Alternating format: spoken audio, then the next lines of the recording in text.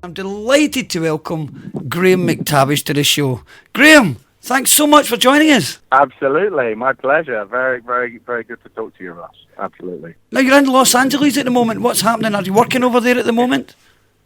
Well, no, I am in transit, as they say. I was in New Zealand with my family. I had a couple of weeks off from Preacher, so I went home to be with them. And now I've got a couple of little things that I need to do here in LA today, and then I fly to New Orleans tomorrow to continue filming on Preacher. Yeah, so it's yes, I get very, very familiar with the workings of the TSA here in America, the transport, whatever they're called, administration, the people that search you, and yeah. Oh yeah. Oh. I mean, no disrespect to them, but oh boy, it's hard, man. It is hard. Is it really? I'm coming over in 2 or 3 weeks, and I've got to have to go through this. Yeah.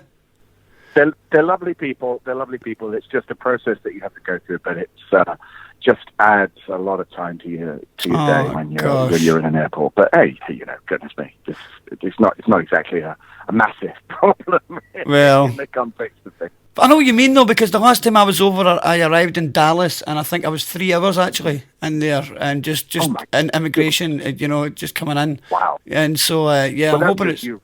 That's just you. Yeah, that's me. Yeah. That's just you, because they knew. You're absolutely probably right. They should never have held up that sign with my name on it. Maybe I got away with it. Now, the Preacher, not the Preacher. Yeah. For those who haven't seen it, can you tell us a little bit about your character in that? You played a cowboy. Yeah, no, absolutely. Well, it's based on a series of what they call graphic novels, to you and I comics, I suppose, way back in the day. And these were written in the late 90s, early 2000s by Garth Ennis and illustrated by the late Steve Dillon. And I was a huge fan of these books. I'm not a massive comic book fan, not as an adult, but these are just really quite special and insane. I play a character called the Saint of Killers. In the first season, he's called the Cowboy because he technically only becomes the Saint of Killers towards the end of the first season. Right. And essentially, I play a man who is recruited by, a combination of heaven and hell, I suppose you would call it, to hunt down this guy, the Preacher, played by Dominic Cooper. His character's name is Jesse Custer. And I have to hunt him down to try and get this entity that has gone into him called Genesis. And it's complicated stuff, but it essentially combines the good elements of heaven and the bad elements of hell. And he is the host to that entity, and I need to find him. And I go to extraordinary lengths to find him. And a lot of people get hurt in the process, I'm afraid. Yeah, it's yet another film, or, well, in this case, television show that my children will not be watching. You've got quite a lot of those, haven't you? Yeah, basically, Kung Fu Panda, as you mentioned, is pretty much the only thing that they've ever been able to see.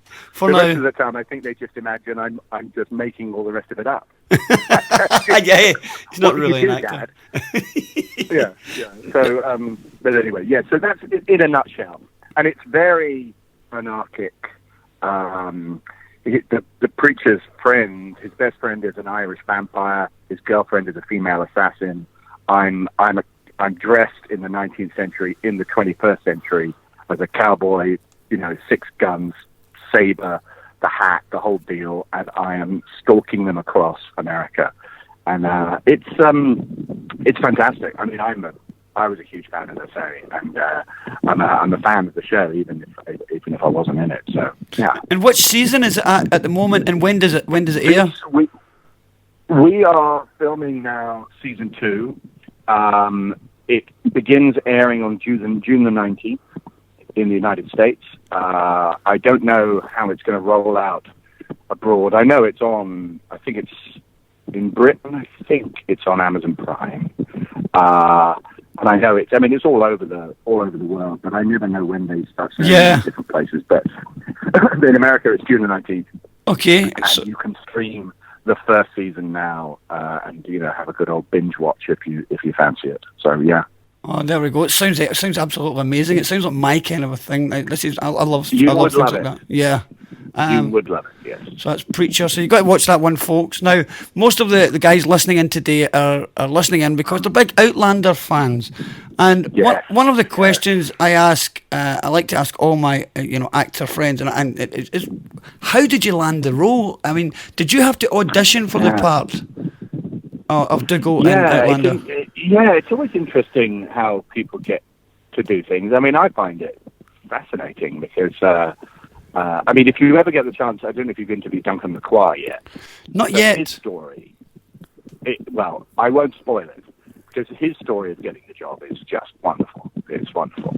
But mine is a little more sort of ordinary. I was on the radar of stars because they'd been interested in me being involved in Black Sails when that started. Mm-hmm. But I was unavailable because of The Hobbit, so that kind of went by the by. But they sort of remembered me, and when Outlander started to be talked about, I remember I was in my trailer dressed as Dougal in The Hobbit, and my manager called me and said that there's this show that they're planning to do. It shoots in Scotland. Set in the 18th century, Highlanders, broadswords, the whole deal. Are you interested? And I went, yes. I mean, it was a dream job, really, honestly, for me, a dream job. So that they knew I was interested, and they were very keen to involve me. And it came down to what they call a chemistry read, which is these strange things where you meet an actor who has already been cast. In this case, it was Sam Heughan. Mm-hmm. Met with him and the director and the producers, and we sat down and we just worked on scenes. And Sam and I genuinely got on straight away. He is just such a lovely, warm gentleman, and so we got on really well. And the chemistry went well, and that was that. I got that job, and it was, as I say, one of the most enjoyable experiences I've ever had. Not just from a story point of view. The role of Dougal was a very interesting one from an acting point of view, but just the world of the filming, the crew, the cast. Mm-hmm. I'm friends with them all still. We see each other. I had Duncan Lacroix, who plays Murta, staying with me in New Orleans recently. Oh yeah. Someone sent a question about that. Actually, someone's actually sent me a question. I'll ask you that later. But that, sure. Yeah. No, but it was honestly, it was a lovely experience. Yeah. I've actually shared a scene with you in Outlander. Because you really? Yeah, I live in Cumbernauld. It's 10 minutes from the studio, and I do little bits of sort of background work every now and again, just because it's handy, it's nearby. And I was in just before Culloden. You may remember one of those really wet and windy days. It was absolutely pouring down. We were all in tents. There was loads of extras all sort of around the campsite. And I was one of those guys, and I remember you coming up on the horse, and quite a few horses that day, and absolutely pouring with rain, really windy. But we had Stephen Walters on the show, and I said, you guys must be freezing all the time, because I know I was cold. He said, don't be fooled, Ross. He said, some of us have got hot water bottles up our kilts, he says. Oh yeah, we've got hot water bottles secreted in places you can imagine. I think it's just, it's, hence Dougal's walk. Very, very particular walk that I gave him. Due to hot water bottle. No, the background people actually, I have to say, suffered a great deal more than we did. And it's always really unfortunate. And we did try our best actually to keep what they call the AD department, the assistant director department, who are in charge of all of that sort of aspect of it, keep them aware of what the background was going through, because often in the sort of the heat of getting the scenes done and all the rest of it, people can get forgotten. Not intentionally, but it does happen, and sometimes, especially in those conditions, it can be no joke. I mean, the worst we had, I think, from a cast point of view, was when we first began season 1, and it was just relentlessly pouring with rain. When we were with Kat on the horse, we just got her, and we were all in a line on horseback, and it rained and rained and rained in the night, and she was just wearing that slip. Yeah, that was it. I mean, she still managed to stash a couple of hot water bottles, but one or two. But still, she was freezing. And what a trooper she is. At that show, honestly, I without a shadow of a doubt, if they didn't have somebody like Kat playing that role, that show would be a great deal harder to produce than it is, because she's up for anything, Kat. So she's a tough girl. And everyone was so nice. I found all that, you can work on a lot of shows, and sometimes it can be, as you said, tough on the background actors and stuff. But I found everyone to be really nice. Sam's a really nice guy, as you said. Kat was really nice. Everyone that I came across has been really down to earth, and even it was a great crew as well. Even the crew were great. So you don't always get that. I tell you what. I mean, I've worked a fair bit. Well, a lot in theatre in Scotland. Not so much on TV, but I've done a fair bit on TV in Scotland. And I have to say, crews in Scotland, they're just like the people. They're very down to earth people. Mm-hmm. They don't take any mucking about, and they don't treat you in any special way, which is absolutely correct. Which I know in America that can sometimes happen, that actors in America can be spoiled, yes, and can start to believe that there's actually something special about them, when really they're doing a job just like everybody else. Mm-hmm. And it's very refreshing in Scotland. There's always underlying everything in Scotland a great humour about life. Mm-hmm. And I mean, I'm convinced it comes from the climate. If you're in a climate where it can be raining moments after it's been sunny, and then snow will start howling in, and all the rest of it. You've got to have a sense of humour. Of course, body dog. You would go crazy otherwise. You'd be topping yourself. Yeah. The rest of the stuff. So no, it was a real pleasure, and I got to hang out with a lot of other actors who I'd worked with in theatre in Scotland. A lot of them came through as guest stars on the show, and that was great. Yeah, like Clive Russell, for instance. You worked with Clive before. Yeah. I've worked with Clive. Gosh, I think at least 3 times now. I did my last stage show with Clive at the Royal Court. We did a Scottish play called Rainbow Kiss, in which I played a particularly unpleasant individual. I mean, even by my standards, he was a real bastard. So, you seem to be good at doing those parts. It involved me. My first entrance involved me axing through a door with a fireman's axe. Oh. So that kind of set the tone. Jesus. For my role. Anyway, Clive, Cam Dean Byrne. There was loads of people. Hilary McLean. I know her from stage. We did La Liaison Dangereuse together at Dundee. It was great, really. Lovely. Now, in Green Street 2, for instance, I mean, you've done so many roles, different accents. In Green Street 2, you did a flawless London accent. In Outlander, you occasionally spoke Gaelic. How did you cope with that? I mean, could you speak Gaelic at all before you went on the job on Outlander? No. Was that down to Adam? It's a testimony to Adam, really. We did a lot of work with him, and when it came to actually doing the scenes, we would drill them over and over again to try and get them in our heads, because if you're not a Gaelic speaker, there are sounds in Gaelic that are just not made when you speak English. And so, yes, it's a challenge, but it made me really regret the fact that I don't speak it. I mean, I'd probably have to go back to, let me think, my great-grandfather would have spoken Gaelic, and that would have been the last member of my family that spoke it. And you have to go way, way back. And it's a terrible tragedy that it was pretty much eradicated from Scotland for a long time. It's only really recently that it started to come back. It was great to do it. It's a beautiful language.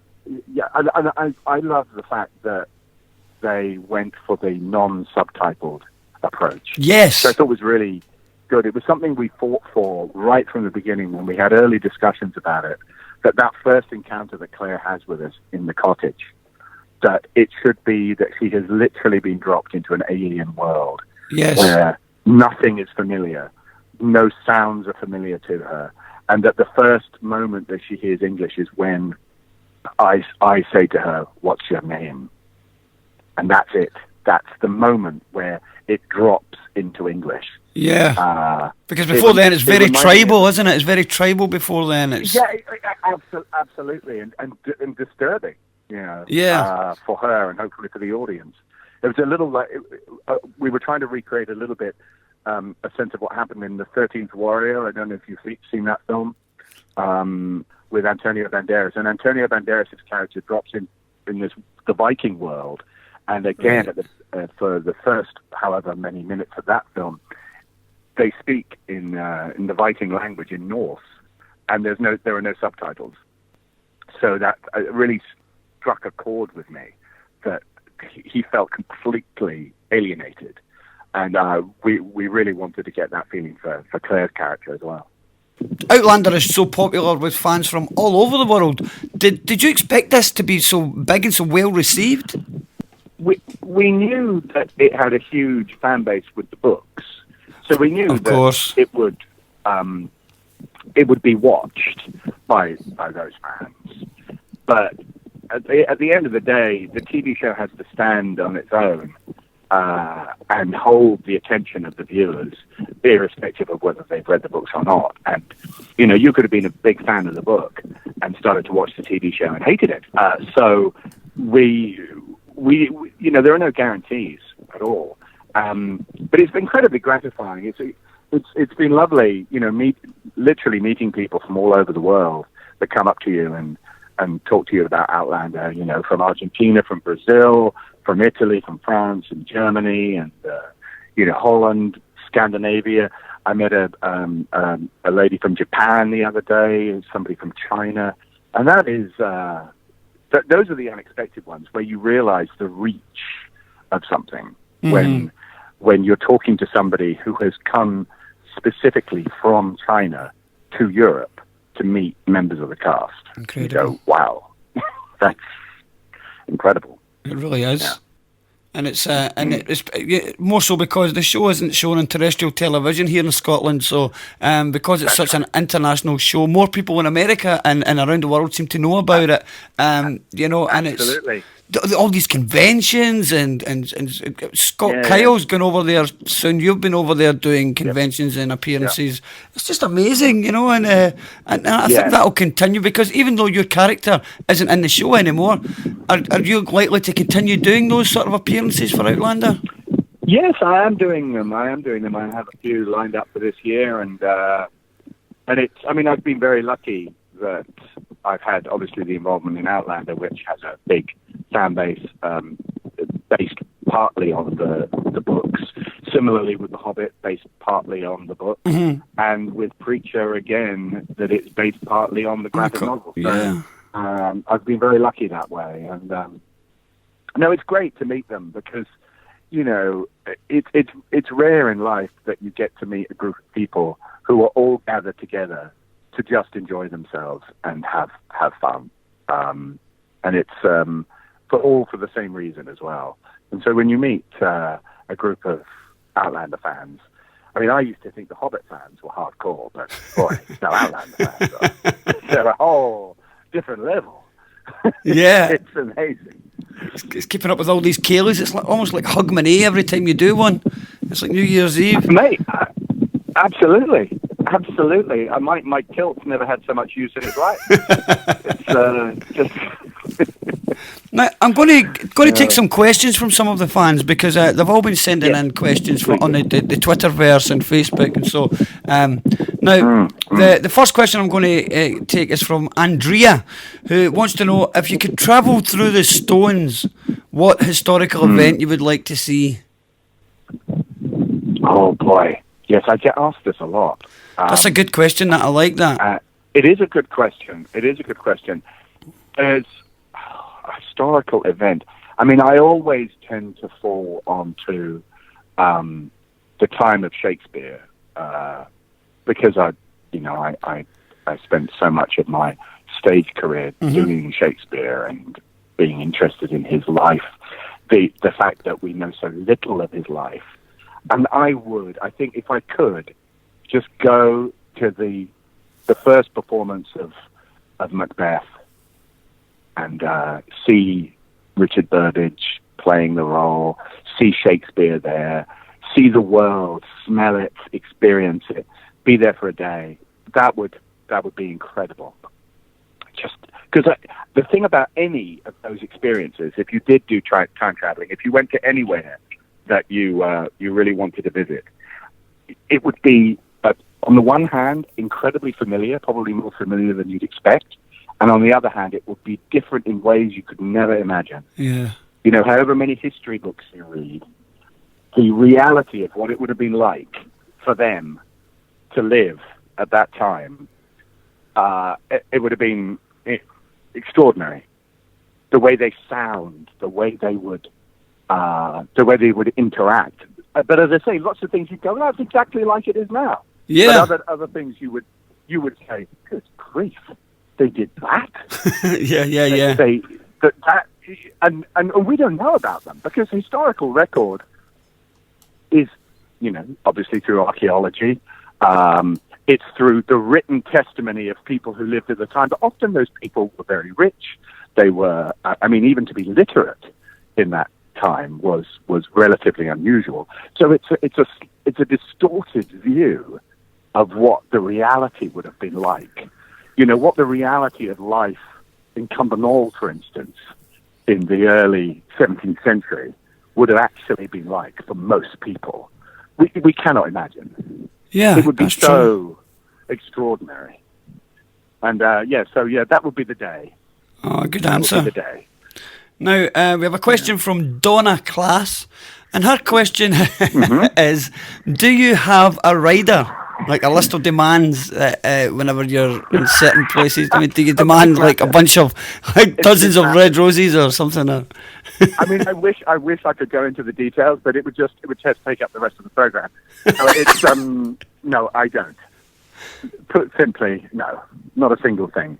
And in fact, I don't know anybody on Outlander who, no. And that's what I mean about Scotland. I mean, there's things that I've seen, particularly in the United States when I've been working, that if somebody did that in Scotland, well, the best reaction would be laughter. I think you're right. And then everything from there downwards, really. I mean, I've done theatre in Scotland where people have just basically just said, listen, if you do that again, I'm just going to punch you in the face. No, not to advocate violence, but, it's like, just not tolerated, that kind of behaviour. Yeah. No egos, welcome. So the idea of me having a rider, no. I mean, listen, you, when you're on a film set, you're incredibly pampered, really. I mean, you get driven to work. Mm-hmm. You have coffee and food brought to you whenever you want, really. They escort you to the set. And all you have to do is, at the end of the day, do your job and then go home. Yeah. So, I've done jobs where you're like digging a road or, delivering the post or anything like that. And that's hard. That's hard work. Acting is a great privilege for anybody. So I never complain. Right. You know, when I did The Hobbit, people, it was hard sometimes, and people would get grouchy and everything. And I always reminded myself that I was so lucky to be standing there doing that. And I would never take it for granted either. Now, we have another question. This one's from Janet Canning, who wants to know if there's any role you've already played that if you could do it all over again, you would do it differently. Oh, that's a good question. Any role that I've done that I would do differently?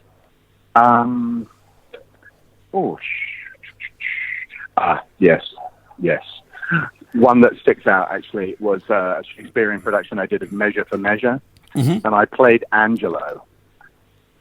And I don't know how familiar you are with the play, but it's a great role. But I was very young when I played it. I mean, he should really be at least in his 40s. And I was 22 when I did it. And I always remember I did the performance. I was doing the performance, and it was a school's audience. And I was struggling, it wasn't terrible, but I was just, I didn't quite find him, And I was, we were doing the show, and it was the interval, and I was backstage, and I was pacing around on the stage behind the curtain, just preparing for the second half, and I could hear school kids in the audience talking, and they were saying, what do you think? What do you think? And they said, oh, yeah, no, it's good. I'm enjoying it. The character playing the Duke, oh, he's great, isn't he? Isn't he great? Wonderful. And Claudio, yeah, very, very convincing. And then they said, Angelo, and there was just this pause, this huge pause. And this girl just went, boring. Oh, no. And honestly, mate, I literally, I'm doing it now. Even as I'm relating this story, I'm just sort of slowly curling up in agony. Yeah. And just behind the curtain, I was just standing there thinking, oh, God, it's worse than bad. Isn't it bad? It's a knife through the heart, that, isn't it? Boring. Oh, and I've never forgotten it. So, yeah, I would love to. I nearly had the opportunity to do it again, but I couldn't. So I would definitely do Angelo. You'd love to go back and do that role. Well, we must watch out for that coming up. We must watch out for that. That's another great answer. Amanda's got a simple question for you. A simple question, a simple yes, no. And I think this is going to be, I think we all know the answer to this. Amanda wants to know if you do your own Twitter or if an assistant does your Twitter for you. Oh, no, yes, I do my own, yeah. No, I would never. I would be embarrassed to ask somebody to do it for me. I find it very strange that anybody does. Yes, I know. I know people do, but I would find it really just awkward. And no, and definitely I do my own. I mean, I'm not on it all the time, but I do genuinely enjoy the interactions that you get, and and some of the things that you find out about that you would never find out about in any other way. I mean, it's part of the world we live in now. And for me, as an actor, I've been doing this for over 30 years, and it's only been in the last 3 or 4 years that this sort of social media has existed. And it's something I'm still getting used to. So, but you have to be careful, I think, with Twitter. You do. You have to be careful. You just have to not... you have to think before you send that tweet. Yeah. You do have to think. Because unlike something I could say to you to your face that has tone and context and all the rest of it, sometimes tweets like texts or emails can have no context and no tone and can be misinterpreted. So tell me about it. Yeah. We all have to be careful. I've been there, and certainly with emails, and you make a joke on Twitter and somebody takes it seriously, it has this knock-on effect. People start retweeting it, people start opinionating on it, and next thing it's in the papers. It's in the papers. Next thing the police are at your door. Right? Yeah, police are at your door. Then that's it. Yeah, exactly. That happened to Stephen Walters with William Shatner when he first signed up. He made a joke with William Shatner. They had a fallout, and Stephen's like, "Come on the show." He said, "I don't believe it. I made a joke. William Shatner, he's fell out with me. He's blocked me, and but they sorted it out. They got it all sorted out, and they're friends now. But it was so because of a tweet. Wow. Stephen comes on Twitter his first day. He says, "I'm having an argument with William Shatner on my first day," and that is quite surreal, actually. It's just well, madness. As I say, if he was sat down in a room with William Shatner and he made that joke, William Shatner would know immediately. Exactly. It's a joke. Exactly. This is a joke. And if he didn't like the joke, he could say, "Hey, that's not very funny," and then Steve could say, "Well, I didn't mean to offend you." Or, it's all conversation. It worked out in the end. Stephen wrote a song for him, as he does. I mean, and he's done that for you as well. He's some great little songs that he's done.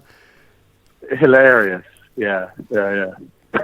Now, we have another question. This one's from Paula Atkinson, who wants to know if you prefer doing film, television, stage, or voice characters for video games. Oh, honestly, I have no preference. I've enjoyed and continue to enjoy all of them. They're different. They are all different, but they all share. The one thing they share in common, I suppose, is that you have to, on stage, on film, even voiceovers, you have to find the truth in what you're doing. And that's the common theme in acting, that if it's good, if what you're doing is good and what you're doing is believable, it comes from a place of truth. And without that, it's not enjoyable to do, and it's certainly not enjoyable to watch. So, that's the one thing that keeps it all together. But I really don't have a preference in terms of the medium. A stage experience is a very unique and different experience to being on camera. It's a much more immediate experience. Yeah. So in that sense, it's great, and I miss it. I really do. I really want to do a play. I'm trying to get a play going in Scotland, actually, for either this autumn or next spring. Oh, excellent. I really want to do that. So we're talking about doing a play called Dark Earth by David Harrower that was done a few years ago at the Travis, and David was never really happy with that version of the script, and so we worked on the script together last year, and we've come up with a new version, and that's the version that we're going to be trying to restage either this autumn or next spring. Oh, fantastic! Yeah. Now, we have. I don't want to keep you too long on the phone, but we'll fire through. I've got about 4 or 5 more of these from the fans. Question from Patricia Rempel, who wants to know: is there a particular role or character you haven't played that you would like to? A particular role or character? Well, I have always wanted to play Macbeth, the titular character on stage. Mm-hmm. I've been in Macbeth 3 times, but it's always like the bridesmaid, never the bride. So I'd love to play him. Other than that, I'd like to do more comedy. I enjoy comedy. I haven't had a chance to do as much as I'd like. I did quite a bit on stage, but quite rarely on TV. I would love to do something a bit more lighthearted, because I do spend a lot of time being quite dour, and it would be a light relief. Although I have to say that when I have some comedy, like I did Ali G, I did that. I did a thing with Harry Enfield, and I did Red Dwarf, and all of those sort of things, and they are very serious sets, very serious. They take it very seriously. In fact, there's less laughter on a comedy set than there is on a really violent action drama. I mean, I had more laughs doing Rambo than I did doing Red Dwarf. That's madness. Which is funny. We're going to jump on to another question for you very quickly. Let me see which one will we go for. Natalie Gilbert wants to know which of your roles you feel was the most difficult to play or sort of get into character. Difficult to play. Well, gosh, that is a difficult question. Well, I wrote a play with another friend of mine many years ago about Vincent van Gogh, and we toured that a lot, and we did it originally at the National Gallery in London. And he's a character he's very complex, and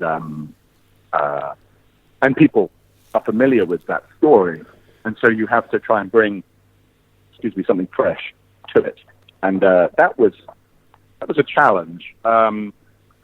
It would be wrong, though, I think, because I think some people think about acting, and this is true for some actors, that it's about going off into a corner and just sort of getting really, really emotionally deep into the character and all the rest of it, and then coming on and being the character, and then after the show, it takes you like an hour to get out of character. That kind of Daniel Day-Lewis approach to acting, and that works. For some people, that works. My approach has always been really the complete opposite. I joke a lot.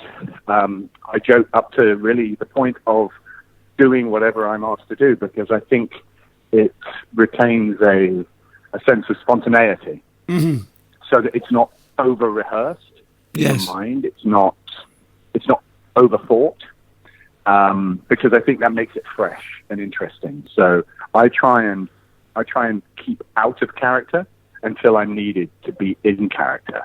And there are some exceptions to that when you have to try and access certain things. But generally speaking, I'm the guy that literally moments before the camera rolls, I'm making a joke, and then it's action. So that's how it works for me. It's not for everybody. Right. Interesting. Well, you mentioned earlier about seeing Duncan in New Orleans. We have a question from Stephanie Bryant. She wants to know, can you give us any any tidbits about you and Duncan at Mardi Gras last month? Anything crazy or funny happened? Listen, I know. Everybody will think that we were, just being, like crazy men, like tearing up New Orleans. Not at all. I mean, the most exciting it got for me and Duncan was going out for a nice meal, having a nice bottle of wine, coming back to my house, sitting on the veranda, and talking. Doesn't sound very rock and roll. So everybody's expecting this wild parties, and it was lovely. We went on an alligator tour, and we held alligators and all the rest of it. But it's just, I'm of a certain age now where I don't want to go. I don't want to go to bars and get hammered every night and come home and feel terrible the next day. So I enjoy the thing I enjoy most, really, especially with friends, is conversation and laughs, and like all of us, that's what you do. And you do it in different circumstances. You go out to dinner, you go to a bar, you have people over to your house, and it's I wish I could say it's something extraordinary that happened, but not really. Sure. It was very enjoyable, though. Now, very enjoyable. What's your involvement in the documentary Where There Is Life, and what can you tell us about that? Oh, well, it's my wife who has filmed it, and she's filmed it she filmed it over a period of about 4 years. And it follows it's a sad story, but it's ultimately a story of a family really coming together. The mother in the family, a lady called Margaret, is diagnosed with motor neuron disease, and essentially, my wife Gwen followed her story after that point, up until and beyond her final her death, and really the effect it has on the family while this is going on, the effect afterwards. And it's a study of love, really. It's a study of love in the face of something that you hope will never touch your life. And so it's not going to be a laugh riot, but it's a very powerful and affecting story about the power of the human spirit and the will to live and the will to love. Your husband, your children, and vice versa. So it's a great human story, and it was filmed in New Zealand over a period of years, and it's now at a point where we're looking for distribution for it, and it's a very, very competitive market out there, especially with documentaries. So any support that we can get from anywhere in terms of raising awareness of it would be very grateful. And I'm a producer on it. I've been helping, obviously, over the years with the making of it, and it's something that I'm very proud of. I'm very proud of on behalf of my wife, Gwen. We must get Gwen on the show, on a separate show, to talk about it sometime then, and absolutely we'll do something about that and get it out there. It's the kind of thing... That would be great, Ross. That would be great. It's the kind of thing I can imagine seeing on Netflix or something, and we can certainly... I'm sure people would like to hear a lot more about that. It sounds very, very interesting. That would be wonderful.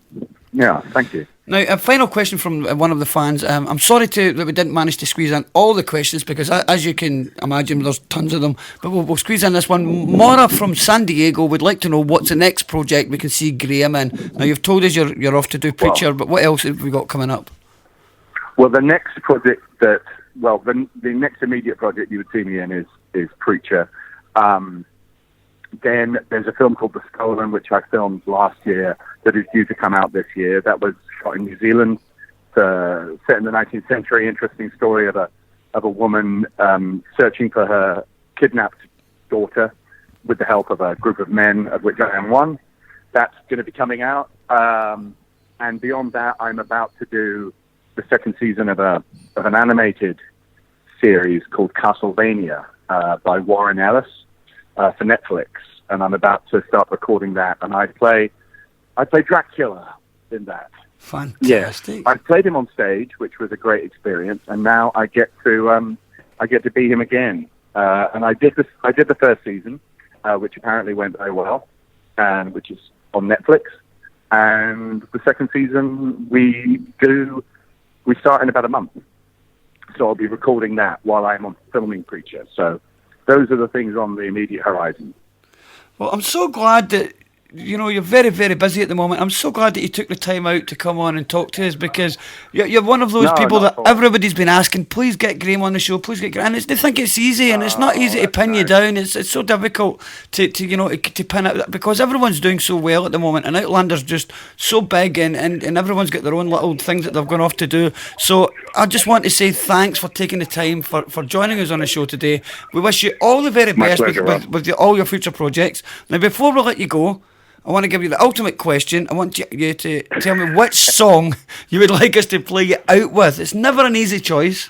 Well, listen, I tell you what, I was always a huge punk fan. So, that's I was lucky enough to go and see a lot of those bands when they were around in the late 70s. And in terms of one of my favorites is The Clash. Oh, I love The Clash. And The Clash, yeah, who couldn't love The Clash?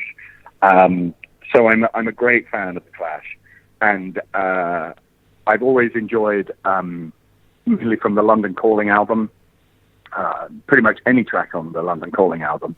But if I had to pick one, I guess it would be the title track. So London Calling, please, Ross, and I will enjoy listening to that. London Calling coming right up just for you, Graham. Thanks very much again. Have a great time in Los Angeles. I'll be in touch. We shall set something up with Gwen. Yeah. All right, my friend. Thanks very much, Ross. Thanks, Graham.